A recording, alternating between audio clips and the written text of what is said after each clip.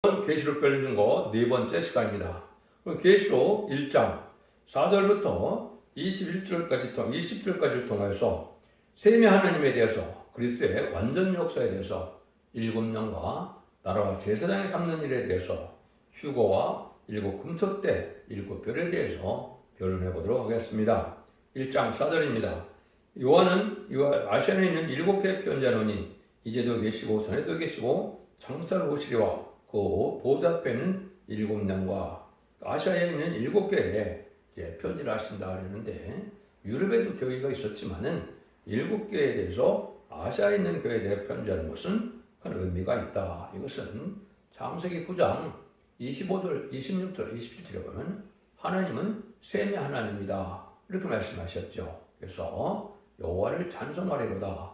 그런데 가나안은 셈의 종이 되기를 원하시고 야벳은 장대하나 셈의 장막에 거하리로다. 이렇게 말씀하셨죠. 이 말씀대로 하나님은 셈의 하나님으로서 이제는 아시아를 중심으로 해서 역사할 것을 보여준 것이고 아시아에 더구나 극동아시아인 동방 땅끝의 해변 나라를 중심으로 해서 역사할 것을 보여준 것이며 이것은 셈의 하나님임을 우리에게 알려준다. 이렇게 볼 수 있는 겁니다. 그래서 인간 종말에는 구원의 역사가 극동 지방인 한국을 중심으로 해서 북방의 환란과 또 세일 역사와 동방 역사를 통하여 세상을 심판하고 에덴동을 회복시키는 말세 복음의 제레미야를 영접하는 복음의 역사는 아시아를 중심으로 특별히 극동 아시아를 중심으로 일어날 것을 말씀하신 것이다. 이렇게 볼 수가 있는 겁니다. 그래서 성경적으로는 이스라엘 백성들은 언약을 이제는 맺기 위해서 성경을 쓰기 위해서 택한 민족이고 한국은 이제 언약을 이루기 위해서 열매를 맺는 백성으로 택한 민족이다. 이걸 제가 여러 번 말씀드렸죠. 이 근본적인 걸 모르면 성경은 하나님의 뜻과는 전혀 상관없는 방향으로 해석을 하게 되니까 그것은 다 쑥물이 되고 맙니다. 예수님께서도 마태복음 21장 19절에 무화과나무를 저주했죠. 그래서 영원히 열매를 맺지 못하리라. 이건 뭐를 상징하느냐? 성경들의 예언대로 온 예수님을 이제는 이스라엘 백성들이 영접지 않고 마태복음 21장 39절에 있는 것처럼 이제 포도원 밖에서 예수님을 죽이는 일을 했죠. 이것이 건축자의 버린 일이 되어서 이제는 왕국권대로 온 예수님을 영접하지 않을 것을 보여준 것이죠. 그런데 열매 맺는 다른 백성이 그걸 받게 된다고 그랬죠. 그래서 제레미야를 영접하는 심판주의 역사는 동방 땅끝인 해변 나라에서 이제는 그 일을 하게 될 것을 말씀하신 것이고 그것이 구체적으로 마태복음 24장 30절 33절에 보면 무화과 비유를 다시 한번 말씀하시죠. 인간 종말의 될 일을 쭉 이 마태복음 24장에서 말씀하시고 20세기에 다 일어날 일들을 말씀하셨습니다. 창세기에 이르면 환란이 온다. 이런 말씀하시고 나서는 다시 무화과나무 비유를 말씀드려서 무화과나무 잎이 나고 가지가 나면 이제는 때가 이른 줄 알고 뭐라 그럽니까? 여름이 가까운 줄 아는 것처럼 인자가 문 앞에 이른 줄 알라. 이렇게 말씀하셨죠. 이것이 이제 1948년 5월 14일 이스라엘이 건국되고 1948년 8월 10일 한국이 건국되므로 한국이 그때 선주국의 사항을 감당할 수 있도록 상호명이 옮겨온 것을 말씀하셨다.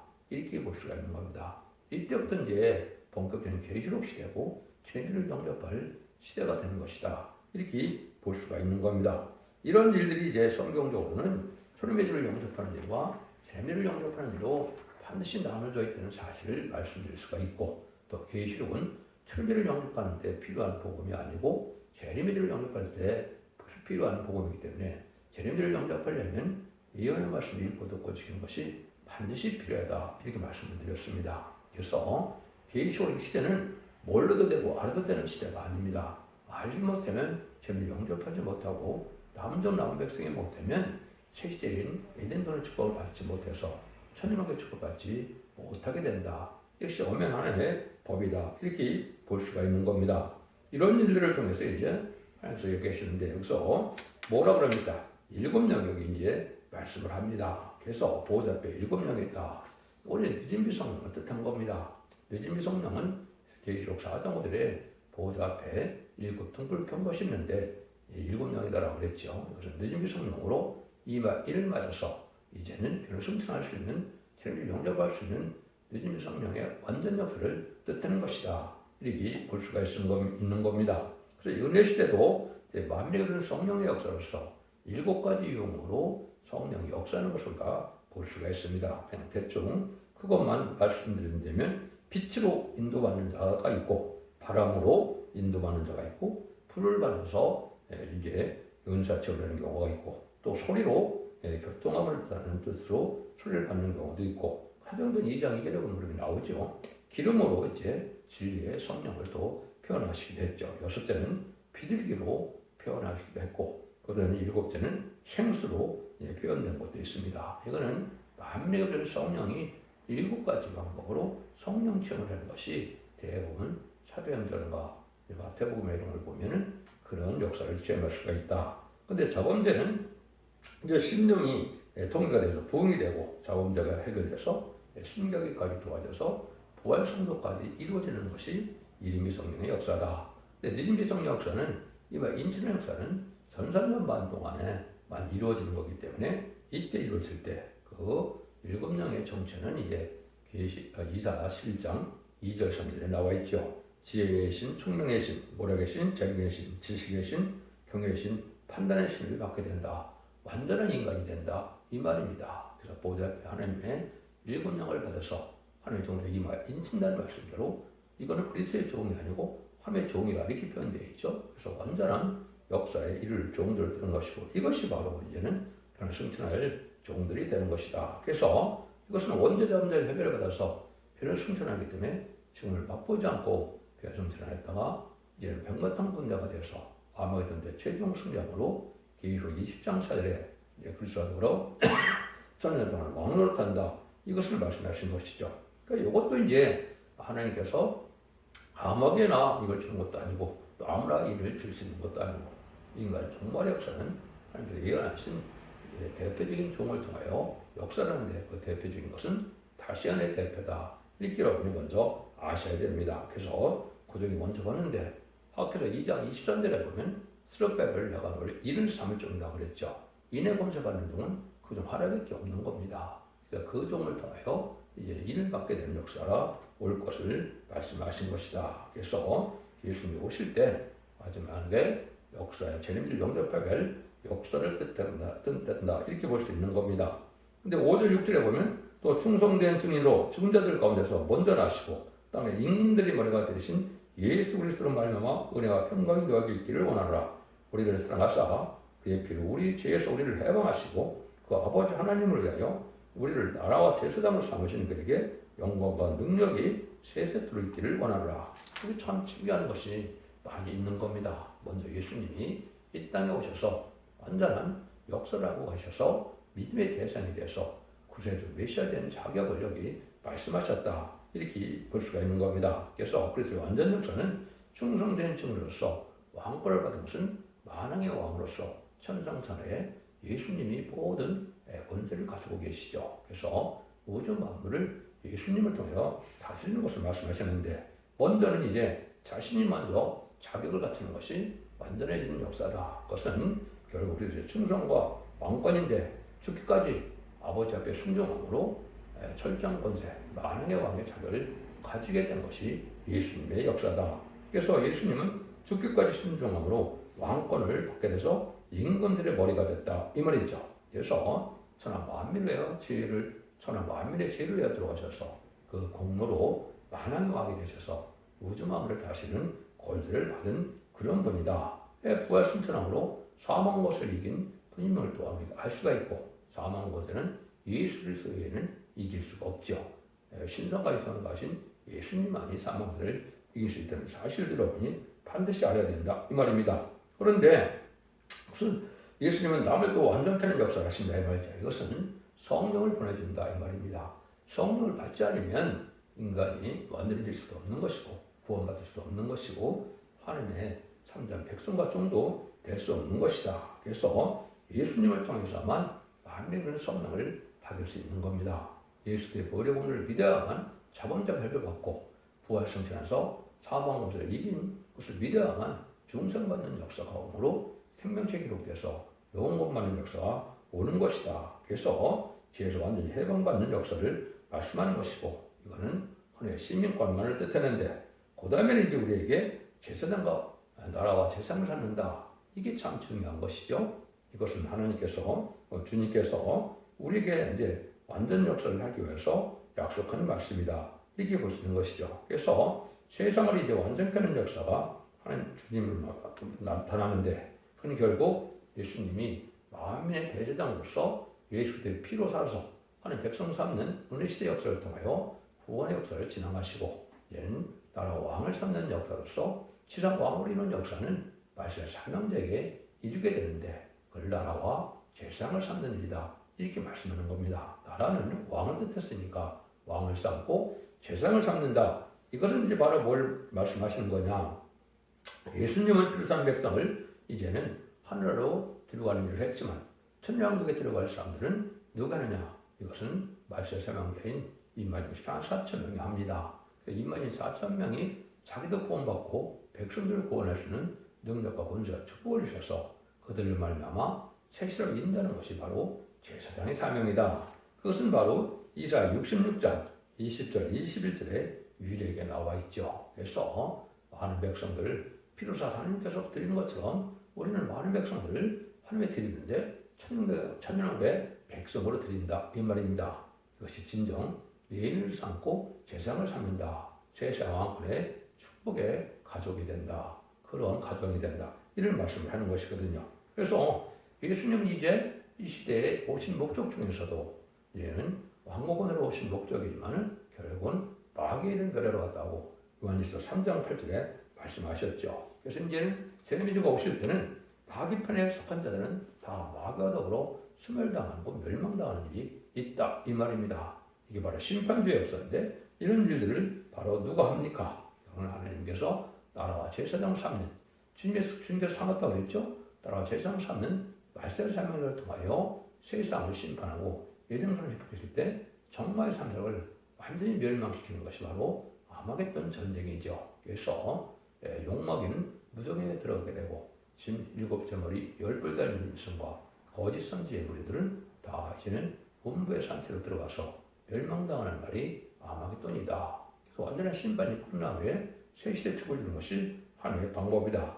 이 일을 해려오셔서 예수님은 이 땅에 오신 것이다. 이렇게 보셔야 됩니다. 영혼권만 해러 오신 것이 분명히 아니다. 이렇게 보셔야 되거든요. 그래서 이것은 바로 이제 창세기 1장 28절에 에덴 동산을 창조하시고 아담과 아담에게 뭐라고 축복합니까? 생물과의 번성하여 땅에 충만하라. 땅을 정복하라. 모든 걸 다스리라고 했죠. 근데 아담이 범죄해서 빼앗겼던 이 왕권의 축복인데 그걸 다시 찾아주는 것이 인간 영혼의 계식에서 이기는 자들이 주는 축복이다. 이렇게 볼 수 있는 겁니다. 이 일들을 하기 위해서 계식을 주신 것이고 계식을 반드시 알아야 될 일도 그 일들을 알아야만 새 시대가 갈 수 있기 때문에 그거를 말씀을 그렇게 하시는 것이다. 이렇게 볼 수가 있는 겁니다. 그래서 인간 중간에 말세 사명자는 엄청난 인간이 상상하는 축복을 받게 된다. 이렇게 볼 수가 있는데 그것은 세 가지 축복을 다 받죠. 제사장의 축복과 왕의 축복과 그다음에 선지자의 축복을 다 받게 되는 것이 인간 전반에 인간이 시간 4,000명이 제사장과 레인을 삼는다는 말씀으로 다 표현이 되어 있다. 이렇게 볼 수 있는 겁니다. 차차 자세한 말씀을 드리기로 하고요. 1장 7절에 여러분이 기다리시는 공중강림 휴거를 말씀하시죠. 볼자다 구름을 타고 오시리라. 각인의 눈이 그를 보겠고 그를 찌른 자들도 볼 터이요. 땅에 있는 모든 족속이 그를 애국하리니 그리하리라. 아멘. 공중강림하시는 얘는 신앙 준비가 되지 않은 자들은 다 통곡하게 된다. 이 말이죠. 이게 참 중요하죠. 근데 예수님이 오시는 것이 이제 두 가지인데 이것도 잘 구분을 못해요. 그래서 구름 타고 오시는 것은 공중강림하시는 예수님으로서 휴거 때 오시는 것이고 지상강림하는 예수님은 시대장 1절부터 이제 아마겟돈의 전쟁을 앞두고 이 땅에 심판을 오시고 만왕왕대로 오셔서 만왕왕으로 침하게 되는 것이죠. 이걸 여러분이 구분을 좀 하셔야 되는데 휴거하는 일을 이제 여기는 이제는 변호 성도만 주로 얘기하고 여러분들이 잘 아는 고린도전서 15장 51절 52절 데살로니가전서 4장 10절 10절에는 이제는 부활 성도가 먼저 부활을 하고 변호 성도가 변화하게 변화 승천하게 되어 있죠. 이것이 이제 순교자와 순교자 동인 변화성도가 부활 승천에서 재림의 공중 하나님의 예수를 영접하는 것을 볼 수가 있죠. 근데 계시록에서는 휴거가 뭔지도 잘 몰라요. 근데 이것은 1장 7절과 어떤 사람들은 계시록에 휴거가 없다고 그래요. 휴거라는 말이 없으니까 그런 말이 아니죠. 실제 휴거의 순간은 11장 10절에 예수님이 공중에서 이리로 올라오라 그랬죠. 3일 반 동안 쓰러진 자들이 변화승천하에 올라가는 장면이 이게 실제 이제 휴거의 장면이거든요. 그래서 두 선지자가 올라가는 것으로 되어 있지만 14,000명이 변화승천한 걸 보여준 것이고 또 계시록 12장 5절에도 마찬가지거든요. 해를 입은 여자가 장차 왕으로 다스릴 남자의 철장권의 아들을 낳는데 그 아들이 하나님 앞과 보좌 앞으로 올라간다 그랬죠. 이것도 마찬가지로 선구적인 종을 중심으로 썼지만은 14,000명이 하나님 앞과 보좌 앞으로 올라간다. 그래서 변화성도가 되어 결성되는 것도 두 가지 반열이 있음을 말씀한 겁니다. 직접적인 지리권 있는 자와 직접적인 지리권 없을 때 같이 왕권에 동참하는 자가 있다. 이렇게 나눠주는 것이 보호자 앞과 하나님 앞으로 올라간다. 이렇게 표현된 겁니다. 이것이 실제 휴거되는 장면을 말씀하시는 것인데 이걸 그렇게 깨닫는 자가 잘 없죠. 그래서 성경에는 이제 원죄자문제 해결받아서 그 재림주를 영접해야 된다는 말씀이 딱 두 군데 나오죠. 여러분들은 이 말세의 복음을 통하여 그것을 여러분이 봤어야 되고 원죄자 문제를 다 해결받는 완전 변화의 역사에 동참치 않고는 그 은혜를 누릴 수 없다. 이사야 59장 20절에 보면 여호와께서 가라사대 구속자가 시온에 있나요? 야곱 중에 죄가를 떠난 자에게 이 말이라. 죄가를 떠난 자 했죠. 그래서 죄와 상관없는 놈이 돼서 죄악을 다 원죄자 문제를 다 해결받아야만 예수님을 영접할 수 있고 히브리서 9장 28절에도 보면 이와 같이 그리스도가 많은 사람의 죄를 담당하시라고 단번에 드신 바 되셨고 고래 이르게 하기 위하여 죄와 상관없이 자기를 하는 자들에게 두 번째 나타나시라. 재림의 주는 죄와 상관없는 자야 된다. 원죄자 문제를 다 해결한 자라면 재림의 주를 영접할 수 없다. 이런 부분들은 이제 차차 뒤에서 자세히 말씀을 드리겠습니다. 그래서 휴거되는 것도 얼마나 많은 은혜를 받아야 되고 얼마나 여러 가지 단계의 은혜를 체험해야만 휴거되는 것을 우리가 알 수가 있는데 그를 단지 그냥 어떻게 생각합니까? 믿음이 좋으면 후련히 어린아이부터 노인까지 다 들림받는다. 그것은 참으로 허무맹랑한 거짓말인 겁니다. 그렇지 않습니다. 숫자도 27만 4천 명만 들림을 받게 되고 육적 유대인과 상관이 없고 예수 믿고 중상받는 자 중에 충성한 죄를 다하는 종들에게 임하는 것입니다. 그래서 이사 49장 6절에 보면 야곱의 지파를 일으킬 종이 인간으로 나온다고 그랬거든요. 그것이 바로 이마에 인을 쳐서 하루의 정도 이마인치까지 땅이나 바다나 나무나 해야지 말라는데 입맞은 자는 각 지파에 12,000명씩 10만 4천 명이라고 했죠. 그래서 육적 유대인이 아니고 예수 믿고 중상받는 자 중에 입맞을 자가 있는 것이고 계시록 7장 5절처럼 능히 실순무리로 백성으로 들어갈 자도 있는 것이다. 이렇게 보셔야 성경을 정확히 깨달은 것이다. 이렇게 볼 수가 있습니다. 그래서 우리가 이제 성경에서도 사복못을 얘기는 이러한 때가 있고 그 다음에는 원죄자가 되어서 영혼권의 강건함으로 죽지 않고 세시하고 지금 맛보지 않고 변승천하는 이런 은혜의 단계가 있다는 사실을 아셔야 되는데 이는 완전한 단체를 이루기 때문에 이제는 하나님께서 시대적인 사명을 세운 두 증인 권세 아래에 들어간 자만 여기에 그 축복을 받을 수 있게 되는 것이 엄중한 하나님의 법이다.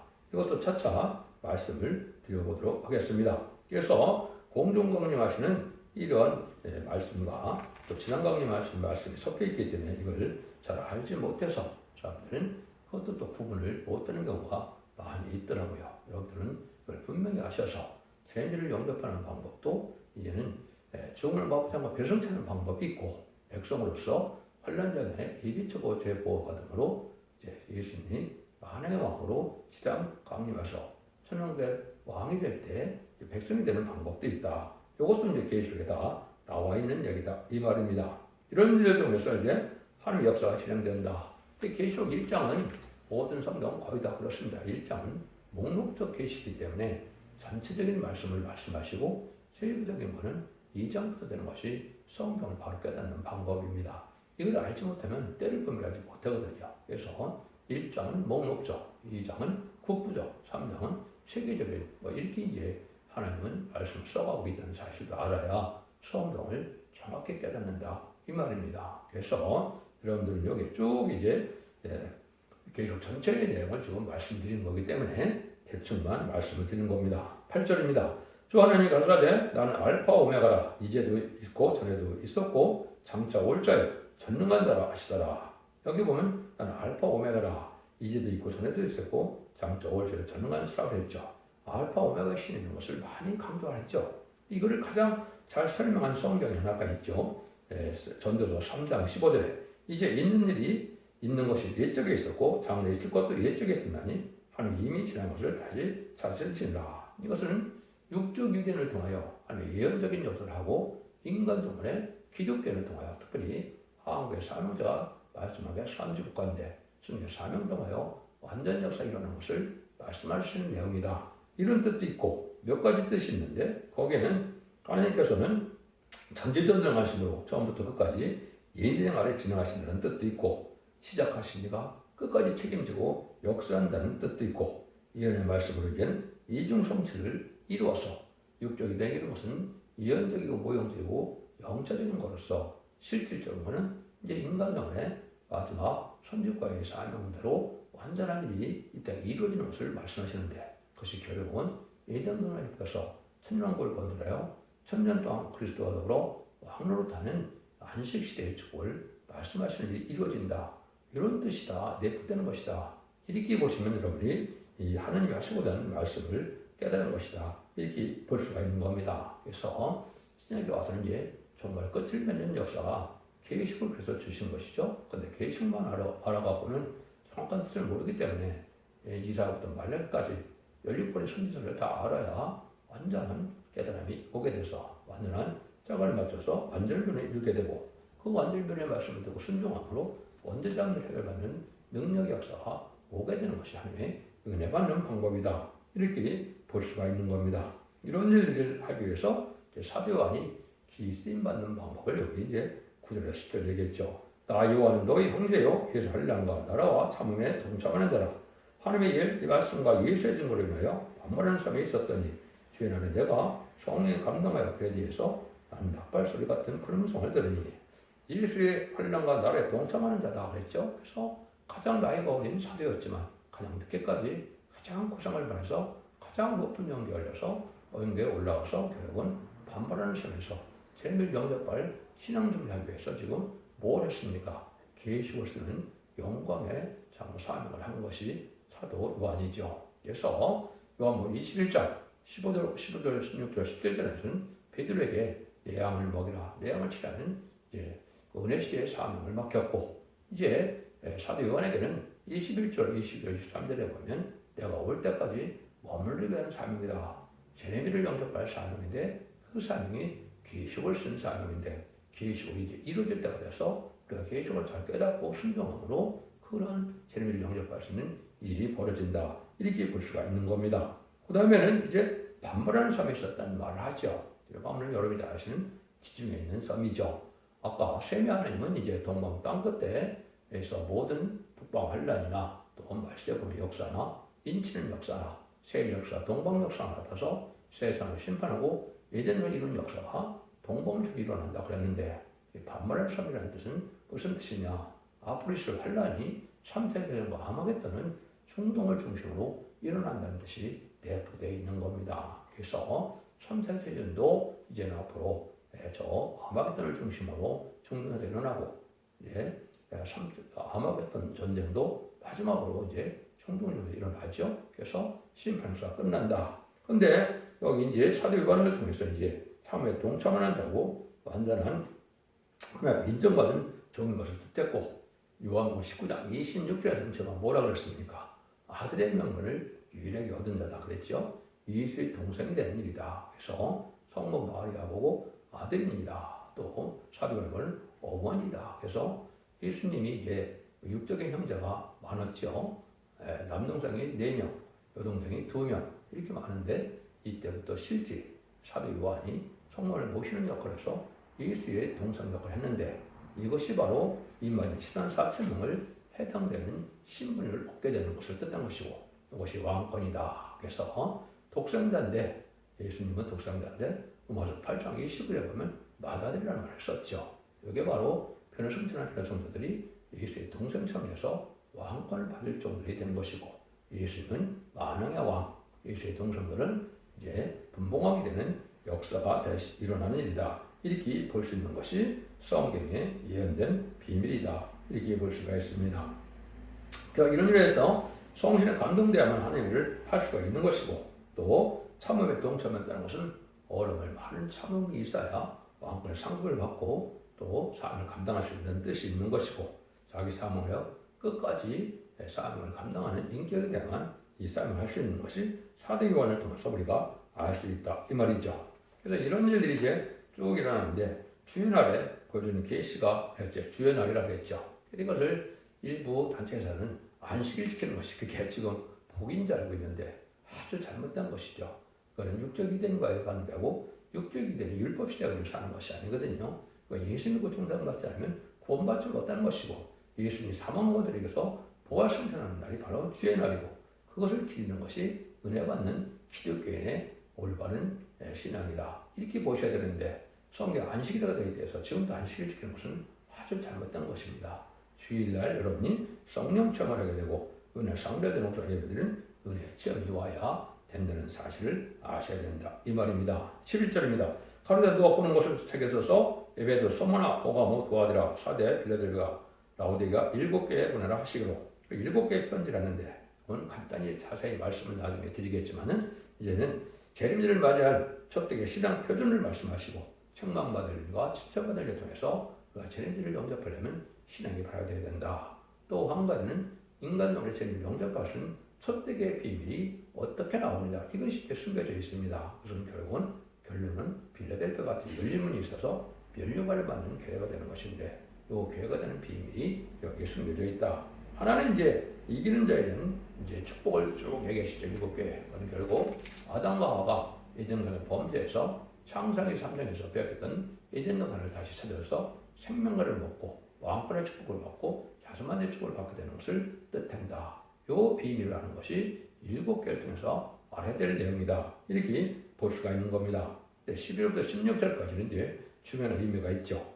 보험을 돌이켜 나더러 이러한 음성을 알아보려고 가여 돌이킬 때 읽고 금뜻대를 보았는데, 촛대 사이에 인자와 같은 이가 발에 걸린 옷을 입고 가슴에 금띠를 띠고, 그 머리와 털에 희기와 흰 양털 같고 눈 같으며, 그의 눈은 불꽃 같고 그의 발은 풀만 단련한 빛난 주석 같고, 그의 음성은 많은 물소리와 같고, 그 오른손에 7뼈를 있고 그 입에서 나오는 작은 날성검이 나오는데, 그 얼굴은 해가 힘있게 비치는 것 같더라. 제레미야가 이제 오시는 모습을 보여줬죠. 근데 중요한 얘기가 나오죠. 그것이 뭡니까? 12절에 7 금텟대 사이에 다니신다. 그래서 제레미야는 금텟대 사이에 금텟대에 오신다는 것이 예언된 일입니다. 예수 믿고 중사받는 일은 교단과 교파가 상관이 없지만, 여기 말하는 금텟대가 아니면 금텟대에게 아닌 죄를 영접할 수 없는 사실에 대해 말씀한 것입니다. 그래서 그것을 나중에 보면 금텟대가 비밀이라고 했죠. 7별도 비밀이라고 했죠. 20절에서 제가 말씀을 드릴게요. 그래서 제레미야의 모습은 이제 원죄자 문제를 이제 해결받지 못한다는 이제 받고 영접할 수 없는 아주 위험 있는 만왕의 왕의 모습으로 오시는 것을 볼 수가 있죠. 그래서 이것은 우리가 완전 영광으로 오시는 예수님, 죄인을 불러 오신 예수님과 이제 만왕의 왕으로 오신 예수님은 분명히 틀리다. 이 영광에 동참하기가 쉽지 않은 것이고, 원죄자 문제 해결받는 이 연수기를 통하여 완전 영광으로 완전 변에 순종하야만 그러한 신앙심을 할 수 있다. 이것도 구체적인 것은 나중에 다 말씀드리도록 하겠습니다. 그 증거가 17절 18절입니다. 내가 볼 때 그 발 앞에 엎드려져 죽은 자 같이 되며 그가 오른손을 내게 얹고 그러서 두려워 말라. 나는 처음이 나중이요 곧 산자라. 내가 전에 죽었노라. 볼지어다 이제 세세로 살아있어 사망과 음부의 열쇠를 가졌노니 그랬죠. 신발의 권세를 가지고 오시는 예수님을 말씀하시는데, 아까 재미를 영접하기는 아무나 되니까 가장 사랑받는 사도 요한도 또 예수의 품에 안겼던 사람도 그 발에 엎드려 죽은 자 같이 됐다고 그랬죠. 이것은 원죄자문제 해결받은 재림절 영접과 신앙심의 것은 영접할 수 없다는 사실이고, 마태복음 17장에 보면 변호선생에서 예수님이 변호될 때 야고보와 요한과 베드로가 엎드려서 죽은 자 같이 됐죠. 그것도 역시 그 뜻을 하는 겁니다. 그래서 주님의 일을 영접하는 것과 재림절 영접하는 것은 아주 틀리다. 이렇게 볼 수 있는 것이고 사함과 온배것을 다 가지고 계신 분이다. 그래서 하나님 주님께서는 이제는 만왕의 왕으로서 모든 우주 피조물을 다 다스릴 만한 권세가 다 있고 그런 모든 열쇠, 모든 능력이 예수님한테 다 있음을 얘기한 것이고 이것을 세계에 통치할 수 있는 만왕의 왕의 철저한 것을 뜻했다. 이렇게도 볼 수 있는 겁니다. 그래서 마귀 권세에 있는 영을 해방시키는 일도 예수님으로 말미암아 십자가 보혈금을 하는 것이고 또 세상에서 마귀를 없애고 애동들이 회복시킨 것도 다 누구의 권한 아래 있다고요? 예수님의 권한 아래 있다. 이렇게 보셔야 됩니다. 그래서 이런 일을 하실 일인데 마지막으로 비밀을 여긴 일을 이야기하시죠. 19절 20절입니다. 그러므로 네 본 것과 이제 있는 일과 장차될 일을 기록하라. 네 본 것은 내 오른손에 7별의 비밀과 7금텟대라. 7별은 7개의 사자요 7텟대는 7교회니라.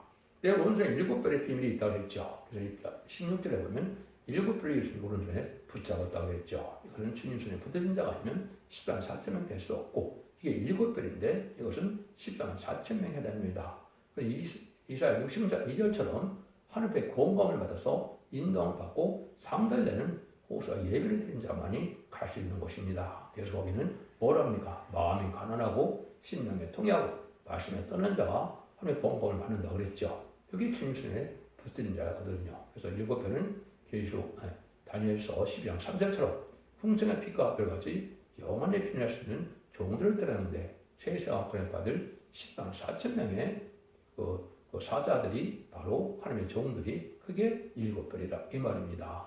그래서 계시록의 6장에서는 거기에 속하지 못한 5개의 황청나무부터 이제 별이 떨어져서 이제는 무화과나무가 그 대풍에 흔들림같이 다 떨린다 그랬죠. 그것이 황충의 날에 피해를 당해다가 후삼년에 짐승의 피해를 받아서 멸망하고 만다 이 말입니다. 그래서 3년 만에 37개월 동안 입 맞을 때 이를 맞을 종들만 여기 7별이다 이렇게 표현하신 것이다. 그렇게 보셔야 됩니다. 금텟대라 그랬죠. 이 금텟대는 이제 순금대 제단의 첫 대결을 뜻했다. 그리고 11장 4절에 보면 두 감람나무와 두 쳤다라 그랬죠. 근데 두 감람나무와 같이 된 종이 역사할 제단은 스가랴 4장 2절에 순금대 제단이라고 했죠. 이것이 바로 죄를 영접할 긍휼을 내는 두 감람나무와 같이 된 종이 역사할 교회를 뜻한 것이고 거기에 7개는 여기 7촛대라고 했죠. 7촛대는 7개라고 했죠. 그래서 이것은 완전한 교회가 나타난다 이 말이죠. 그래서 인간적으로는 완전한 교회가 7개가 완전 역사로 완전 변화의 역사로 원죄 전쟁을 다 해결받아서 죽지 않고 필성천하고 죽지 않고 세시대가는 복음의 역사를 완성할 교회를 뜻한 것이다. 그것이 기록 11장 4절에 두 증인을 말씀하시고 두 감람나무 두 촛대라고 말씀하신 비밀이 된다. 이렇게 볼 수 있는 겁니다. 여러분들은 이 진리의 말씀을 잘 깨달으셔서 이제는 죄를 용접해야 될 때가 와서 자선 반대 축복을 받게 되느냐. 그래서 그렇지 않으면 죄를 영접하지 못함으로 가족적인 전멸을 당하느냐. 이런 때가 인간 정말의 역사인데 그 정말의 역사는 3,300만 후삼년밖에 없다고 했죠. 3,3년 만에는 그러니까 자비 용서가 있어서 회개해서 구원받지만 후삼년만 거든 그러니까 용서와 자비가 없어서 환난을 겪다가 결국 심판받아 멸망하게 되는 것이다. 이것이 기록 전체의 내용이 그렇게 되어 있다. 이렇게 보실 수 있는 겁니다. 여러분들은 기독교의 2000년의 역사가 예수 믿고 중생받아서 죽어서 영원과 맞는 역사가 끝나는 것이 아니고 여러분 죄를 영접하는 죽지 않고 세시하고 지금 앞으로 정말 별성잖아요. 남은 백성으로서 예전의 회복인 천년의 축복을 받는 것이 인간 영혼의 구원의 역사의 큰 비밀이다. 이렇게 보셔야 됩니다. 여러분들은 7일을 잘 순종하고 이제 죽지 않고 세시가는 자선 만대 축도리는 복된 종들과 성도님들이 다 되시기를 예수님으로 간절히 축원드립니다. 아멘.